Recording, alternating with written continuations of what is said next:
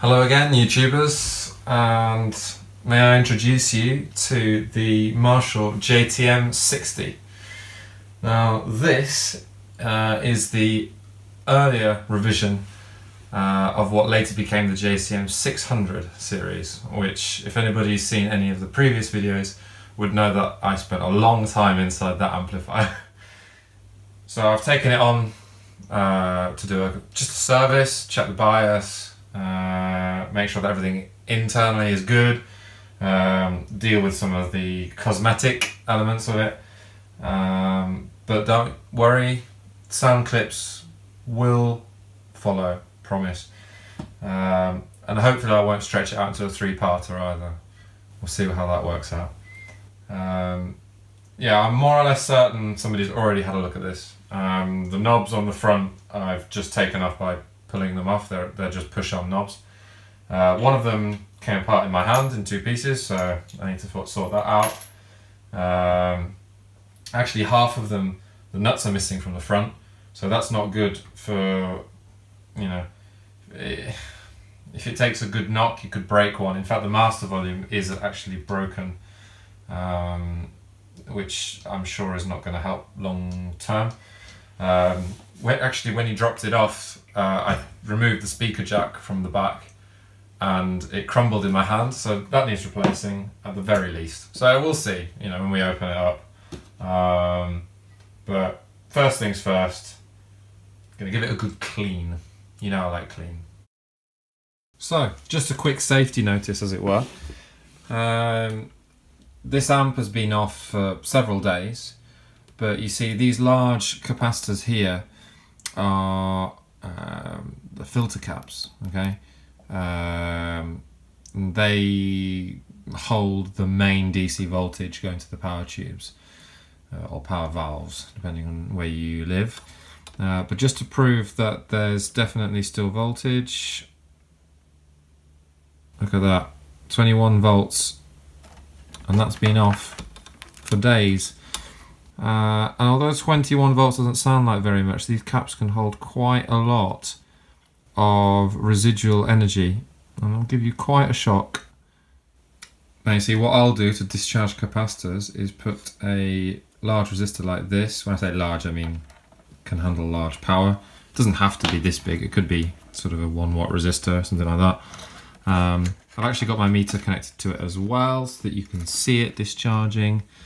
But if I just connect one of the crocodile clips to one side and the other crocodile clip to the other side, you can start to see it discharge. See? And that's the safe way to do it. That way all of the energy is dissipated over that resistor. I should also point out the bleeding obvious that, you know, the amplifier is not on and not connected to the mains. Otherwise you'd be in a world of pain. You can see these are the EL34s. They're Softex, so my guess is they are original. Marshall do actually sell their own, but they're just rebranded Softex. Softex are well built, they can handle very high voltages, which is very important with these amps in particular because the plate voltages are 500 volts plus. And a lot of modern valves won't handle that higher voltage, but the ones that are made in Russia, these Softex, they can handle that high plate voltage. So they actually look to be fine. There's a little bit of, you can hear that ting. That might be slightly microphonic, but we'll find out when we play it at volume. What I'll do is I'll just clean the glass because it's really grimy. There's years of dirt. I don't know if you can see that on my thumb. I'll give these a good clean. These are all Marshall branded ECC83s. They'll be rebranded Softex as well. This one has quite a milky ring around the bottom, so it may be compromised. And since this is a phase inverter, that's pretty important. Anyway, what I'll do is I'll pull these valves out, clean all the sockets, because that's always a good thing to do. reinsert them, measure the bias on these output valves. There's the EL34 sockets on the right, and then we're good to go. Now, the customers also asked me to install a deflective shield here. What was common with these Marshalls was that the heat from the output valves used to come in and damage the circuit boards. So I fashioned this piece of aluminium into a heat shield, which should protect the circuitry inside the amplifier when fitted, like so.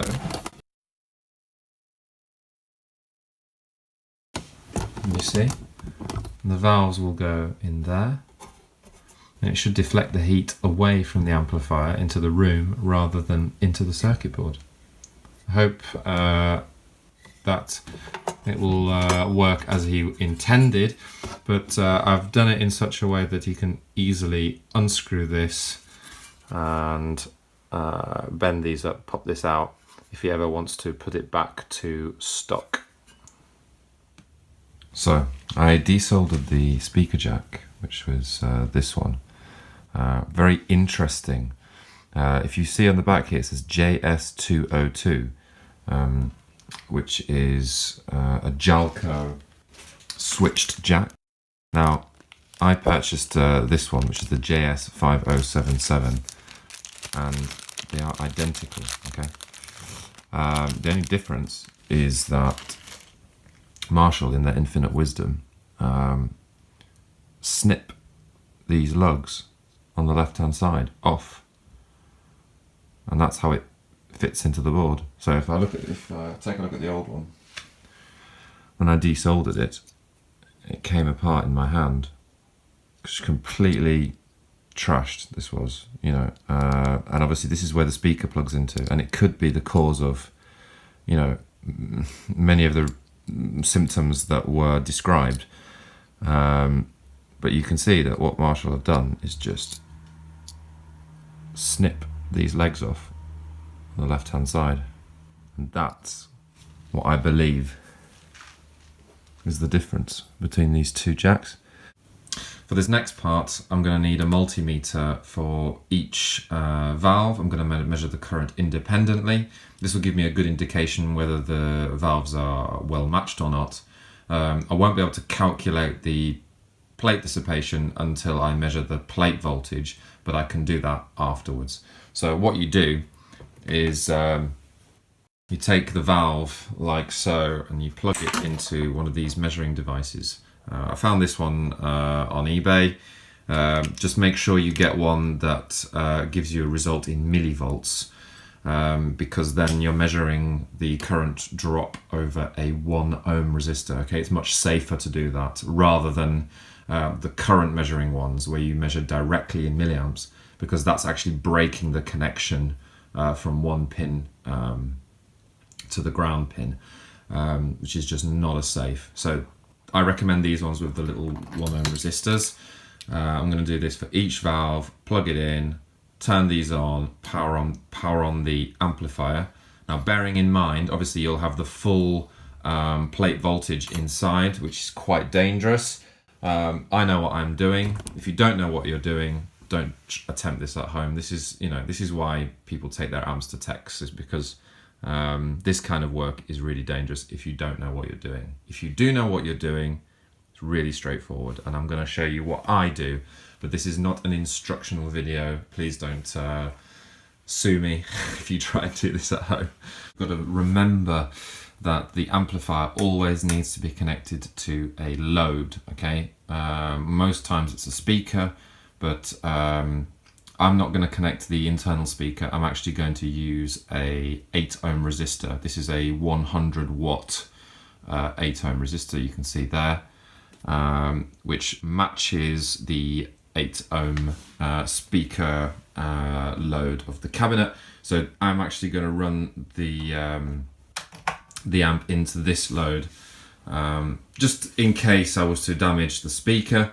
I always prefer to do it this method. In any case, the amount of power going into this is going to be basically zero, because the idea is that you're measuring the idle plate dissipation. Okay, so all controls should be at 0. You can see this is 0 here, and all the ones on the front are also zeroed. Okay, on. You hear it humming away. That's the sound of the power transformer. Okay, if I bring the camera a little closer, you can see those EL34s glowing. Okay, preamp tubes are also glowing, which is good. That means the heater circuit is fully functional. Now, standby switch is not on, so there's no high tension going to the valves. Now's the opportunity to see that these should be 0. So you set it to millivolts, okay? And this one here, also to millivolts. You can see currently 0, okay? And that's because the standby switch is on. There is no high tension going to the output valves. When I flick the standby switch, you should see these jump up. So I'm just going to demonstrate that now. There we go. Okay, the amplifier's been on now for several minutes. Where initially these looked like they had drifted apart, you can now see that the readings are incredibly close. 42.7, 43, oh, it's jumped around a bit, 43.2. So we're talking a 0.2, 0.3 millivolt drift, or which is actually milliamperes. Okay, these are very, very well matched. Okay, so I now have this set up so that this one is measuring the bias current and this one is measuring the plate voltage. Okay, amp is on standby, hence why this is at 0. So if I switch this on, you can see the bias current rising on the right hand side there, 40.3, 0.4. I've kept the heaters on during this time to make things a little bit quicker, as you can imagine. These things take a lot of time otherwise, which is not very time efficient. But to measure the plate voltage, I've got the negative probe on earth and the positive probe. I'm looking at this pin here, which is where the red goes. There. As you can see, plate voltage is 497 volts. Okay, these amps are quite unique in that they run quite high plate voltages. Not the highest that's ever been done, but they are quite high. So bear that in mind when you're changing valves on these JTM60s or the JCM600 series. You need to make sure the valves can cope with the high plate voltages. So over there you can see roughly 40 milliamperes. I'm just going to take another measurement of the plate voltage. As you can see there, 497 volts DC. Okay, so now I'm going to show you how to use that information to calculate the idle plate dissipation. All right, everybody's favorite thing, maths. This is a quick and dirty calculation. It's not the the most accurate method of calculating dissipation, but it gets you in the right ballpark. Okay, so these are our readings, or the last set of readings. So we had 40 millivolts, 497 volts. And then we had 38 millivolts, 493 volts DC. Okay, millivolts converts 1-to-1 to milliamperes because of the 1 ohm resistor. So an EL34 has a max dissipation of 25 watts per valve. Okay, this is a 50 watt amplifier, despite the misnomer of the JTM60 name. It's a 50 watt amplifier. So the maximum safe dissipation is considered by many amp guys to be 70% of the max dissipation at idle. Okay, so what you do is you take 0.7, which is the same as 70%, multiply that by 25 watts. Okay, divide that by the plate voltage, 493 volts DC in our case. that gives us 0.0355 amperes. Okay, it's the same as 35.5 milliamperes. So 35.5 milliamperes is the maximum that we should be running these valves. As you can see, we're at 38 per valve, so we're definitely higher than the maximum. Okay, if you're interested to know where to adjust the bias, it's this little pot right here. Okay, just a little adjustment there. It is as one YouTuber told me recently on a comment on one of my videos, it is actually adjustable through this hole here in the chassis if you're very careful with a screwdriver, which means that when this box is chassis is inside this box, you should be able to adjust it through that screw hole there. In my case, I wanted to double check the plate voltage before starting this work, which is why I had to take the chassis out of the amp box. But there you go. That's a little neat trick to prevent having to get the chassis out like this. If you've got these bias probes like I do, you might be able to adjust the bias directly. Now, as you can see, you've got 42.6, 42.7, sort of jumping around a little bit, but they're very well matched. Now, these are very high numbers. The valves are not red plating, obviously, because there's no signal going through them, but I imagine if I was to play really loud and really clean, they'd start to red plate, because that is way higher than the what's considered maximum safe dissipation. Okay, it's more like 80%. Now, these Softecs can probably handle it, but to be brutally honest, this is an amp service video, and in my honest and humble opinion, I would much rather set a slightly cooler setting for amp bias to ensure the longevity of the valves, and that the user doesn't have to bring this back to me in 6 months' time, requiring new output valves. You know, it's cost effective in that way. So I'm going to set up this on my tripod and show you what I'm doing. Okay, let's get cracking. I always recommend using an insulated screwdriver, just in case. And the trick is that you can poke it through here, but I'm just going to go directly for the jugular. Remember, small adjustments are necessary, as this is a very sensitive pot. As you can see, I'm making really tiny movements, bringing the bias down, and the number I'm aiming for is sort of 30 milliamperes. Unfortunately though, I've reached the limit of this pot. It will not go any lower. So that's as low as it will go, which is fine.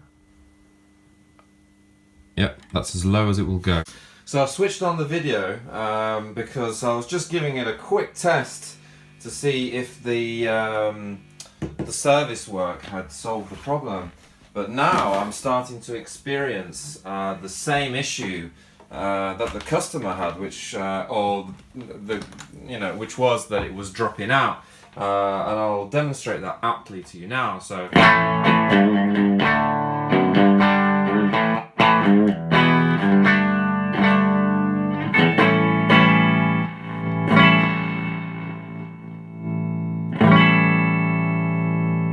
you see how it drops out there.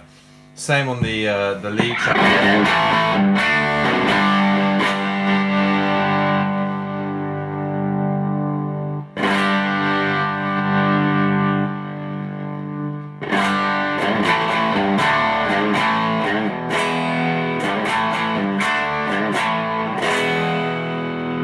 See how quiet it is. Now the master is, and that is the sound of a bad preamp tube. Can you hear the ringing?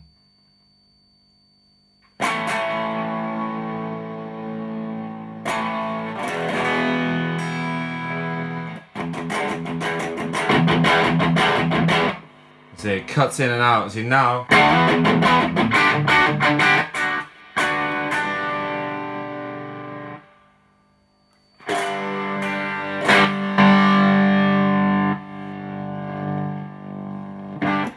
See, and that's with the reverb out of the circuit completely.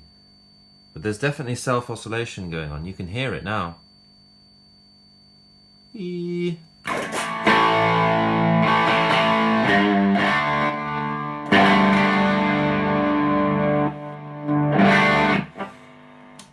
So what I'm going to do is I'm going to actually replace all of the preamp tubes. I'm just going to shotgun them all, repeat the test, see if the problem goes away. But I'm glad I caught it on camera so that all you guys at home can see.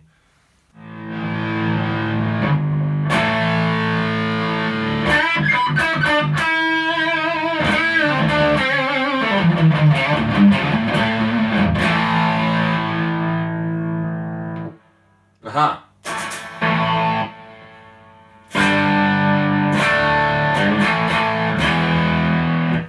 The problem returns.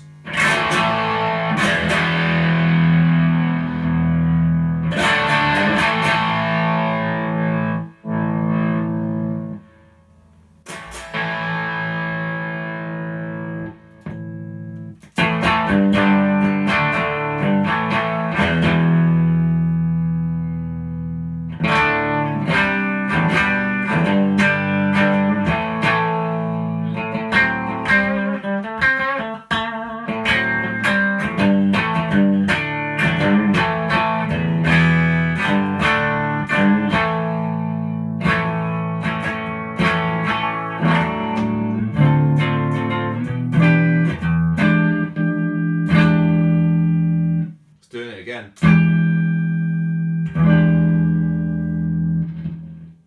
There. Hello, Happy New Year. So, the last clip you saw where I was struggling to get consistent volume out of the amp, and now, I'm going to cut a very long story short, okay? I ended up ordering output valves at that point, thinking that was the problem. And because it was the holiday season, the parts weren't going to arrive until the new year. So I decided to play around a little bit more since it wasn't quite sounding right to my ears. I discovered that actually the cutting in and out was coming from the series effects loop. So plugging a short patch lead in fixed the problem. Well, fixed the problem in such a way that I could keep testing the amp. So the cutting in and out was definitely down to those jacks. So I just took the decision to replace every single one, since if one or two are bad, the rest are probably bad. And then that got me really listening to the amplifier, trying to work out if I could improve, because it was quite fizzy, the distortion sound, and the EQ didn't seem to be working, which is when I discovered the EQ didn't work at all. So I decided then to order jacks, order new pots for all the EQ section on the boost channel, and also the volume on the reverb channel was also faulty. So at this stage I'd obviously replaced all the preamp valves, all the power amp valves. So then spare parts arrive, fit everything works superbly, as it should. So I decided, right, well, let's put the old preamp valves in and put the old power amp valves in, since it's only a bit of time and rebiasing. So that's exactly what I did. And in the next video, I'll do a little bit more of an in-depth look at the amp played at proper volumes in the studio. So until then, thank you for watching, and keep your eyes peeled for part 2, which should be in the next couple of weeks.